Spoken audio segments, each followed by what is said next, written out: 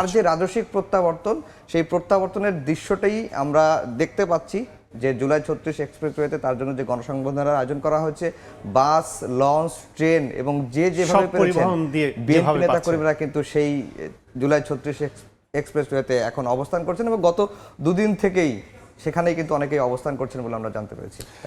আমরা আলোচনায় ফিরবো, তবে আমরা দেখে আসতে চাই যে জুলাই ৩৬ এক্সপ্রেসওয়েতে এখন কি অবস্থা। সেখানে আছেন আমাদের সহকর্মী মুরসালিন, আমরা বিস্তারিত জানবো তার কাছ থেকে। এক্সপ্রেসওয়েতে তাদের যে অবস্থান, তারা কিন্তু এই প্রচণ্ড শীতের মাঝেও তারা এখন পর্যন্ত উজ্জীবিত রয়েছেন। বিএনপির প্রতিষ্ঠাতা জিয়াউর রহমান, দলের চেয়ারপারসন বেগম খালেদা জিয়া, ভারপ্রাপ্ত চেয়ারম্যান তারেক রহমান, এই কেন্দ্রিক তাদের যে স্লোগান, এই স্লোগানে কিন্তু তারা মুখর রেখেছেন এই জুলাই ৩৬ এক্সপ্রেসওয়ে এলাকা, নিজেরাও উজ্জীবিত হয়েছেন এবং অনেক নেতাকর্মী এখানে রাতে অবস্থানও নিয়েছেন। তাদের যারা এখানে অনেক লম্বা সময় ধরেই মূলত মঞ্চের সামনে অবস্থান নিতে পেরেছেন, তাদের লক্ষ্য একটি, তারা নিজ চোখে তারেক রহমানকে দেখতে চান। ১৭ বছর পরে তাদের যেই নেতা ফিরে আসছেন সেটি তারা দেখতে চান স্বচক্ষে সরাসরি, এবং সেই বিষয়টিকে কেন্দ্র করে যেন অন্য যারা রয়েছেন মঞ্চের সামনে অবস্থান করতে পারেননি তাদেরকে যেন তারেক রহমানকে দেখার সুযোগ করে দেওয়া যায়, তার প্রেক্ষিতে এই জুলাই ৩৬ এক্সপ্রেসওয়ের বিভিন্ন স্থানে, এমনকি যে মঞ্চটি রয়েছে সেই মঞ্চটিতেও ভিডিও স্ক্রিন কিন্তু বসানো হয়েছে। সেই ভিডিও স্ক্রিনের মাধ্যমে পুরো এলাকার যে চিত্রটি রয়েছে জুলাই ৩৬ এক্সপ্রেসওয়ের এলাকা এবং মঞ্চের আশপাশ সব কিছুই আসলে দেখানো হচ্ছে।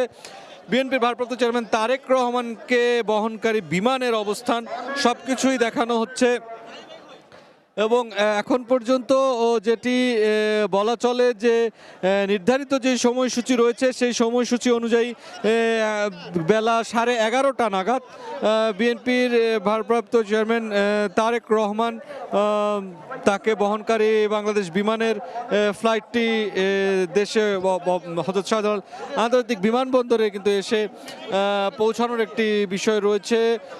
এখন পর্যন্ত কোনো ধরনের ফ্লাইটের ত্রুটি বা অন্য কোনো ব্যাপারে জানা যায়নি, এবং সেই হিসেবে যেটি বলা চলে যে আজ প্রচণ্ড শীত পড়ছে এবং ঢাকার আকাশে বলা চলে এই জুলাই ৩৬ এক্সপ্রেসওয়ে কেন্দ্রিক যে এলাকা সেখানে কিন্তু বলা যায় যে মোটামুটি আকারে কুয়াশা রয়েছে। তবে বিমানবন্দর এলাকার কুয়াশা কেমন আছে সিলেটে এবং ঢাকায়, তার উপরেও কিন্তু বিমান অবতরণের একটি যোগসূত্র আছে। সেই হিসেবে কিন্তু বিমান কখন নামবে সেটিও নির্ধারিত হয়ে থাকে। তবে এখন পর্যন্ত নির্ধারিত যে সময় বাংলাদেশে এসে পৌঁছানোর সেটি বহাল আছে, সেটি এখন পর্যন্ত পরিবর্তন হয়নি।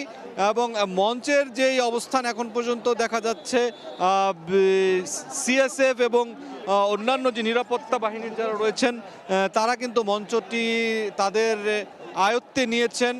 মঞ্চের একদম নিকটবর্তী এলাকা, বিভিন্ন আইন শৃঙ্খলা বাহিনীর সদস্যরা সেই জায়গাটিতে নিরাপত্তা বলয় তৈরি করেছেন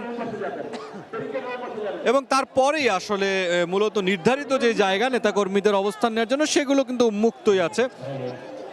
এবং এই জায়গাটিতে নেতাকর্মীরা বলা চলে যে সারা রাত ধরেই অবস্থান করছিলেন এবং আরও নেতাকর্মী যারা দেশের বিভিন্ন প্রান্ত থেকে আসছেন, বিশেষ করে বিএনপির পক্ষ থেকে যে 10টি নতুন ট্রেন চাওয়া হয়েছে, সেই ট্রেনগুলো কিন্তু ভোর 5টা থেকে মোটামুটি সকাল 9টার মধ্যে এসে রাজধানীতে প্রবেশ করবে এবং সেই প্রবেশের মধ্য দিয়ে আরও নেতাকর্মীরা কিন্তু এসে জমায়েত হবেন এই জুলাই ৩৬ যেই এক্সপ্রেসওয়েতে যে সংবর্ধনা মঞ্চ করা হয়েছে এই জায়গাটিতে।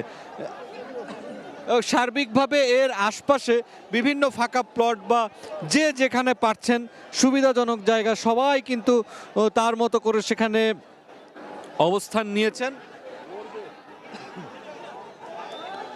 এবং নেতাকর্মীদের মধ্যে সুশৃঙ্খল এবং শৃঙ্খলা বজায় রাখতে মঞ্চ থেকেও কিন্তু নানামুখী নির্দেশনা দেয়া হয়েছে এবং কিছু সময় পরপরই আসলে সেই শৃঙ্খলা বজায় রাখার জন্য তাদের নির্দেশনা দেওয়া হয়েছে।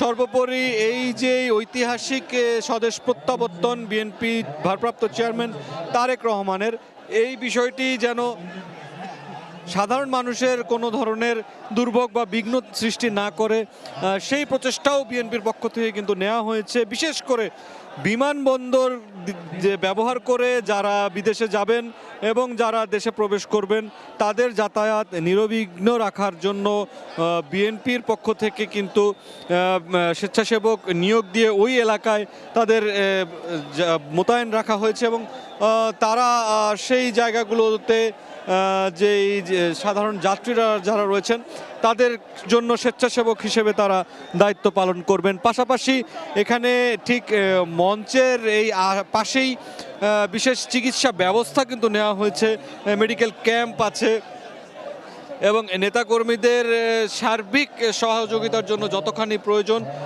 সেই প্রয়োজনীয় ব্যবস্থাগুলো, জরুরি ব্যবস্থাগুলো কিন্তু বিএনপির পক্ষ থেকে নেওয়া হয়েছে। পাশাপাশি ঢাকাবাসী, রাজধানীবাসীর যে কোনো ধরনের দুর্ভোগের জন্য কিন্তু আগেই বিএনপি সবার কাছেই ক্ষমা চেয়ে নিয়েছেন এবং তারা চেষ্টা করছেন যতটা নিরবিচ্ছিন্ন নির্বিঘ্ন রাখা যায় এই ঐতিহাসিক স্বদেশ প্রত্যাবর্তন কার্যক্রম, সেটি তারা চালিয়ে যাওয়ার চেষ্টা করবেন।